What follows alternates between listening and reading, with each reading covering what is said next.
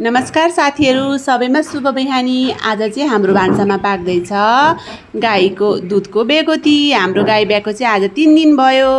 यो गाईको दुध चाहिँ अलि चाँडै नैबाट जम्न छोड्छ साथीहरू। बेगोती बनाउन साह्रै गाह्रो छ। अनि आगो फुकेर कराई बसालेर मैले दुध खन्याएँ। अब यसलाई बिस्तारै बिस्तारै पकाउने साथीहरू। तपाईहरुलाई दुध बेगोती मनपर्छ कि पर्दैन भन्नुस् है कमेन्टमा। साथीहरू कति मिठो हुन्छ नि दुधको यो बेगोती बनाउँदा। यो त हाम्रो त 3 दिन भएपछि त जम्दैन, पुवा जस्तै हुन्छ। टाइम पनि लाग्छ यसलाई पकाउनु, 2-3 घण्टा लाग्छ। अनि मिठो हुन्छ। अनि यो के को आवाज डङ डङ डङ भन्नुभयो होला, मेरो घर बन्दैछ त्यसकै आवाज हो साथीहरू। अनि तपाईहरुले कहाँबाट हेर्नु भएको छ भन्नुस्, लाइक गर्नुस्, सब्स्क्राइब गर्नुस्, कमेन्ट गर्नुस् है साथीहरू। अनि हाम्रो यो युट्युब च्यानलमा धेरै सब्स्क्राइब भयो भने चाहिँ मैले यसबाट आयो भने फर्स्ट पैसा चाहिँ म क्यान्सर बिरामीलाई गर्छु भनिरहेको छु हैन। यो गर्ने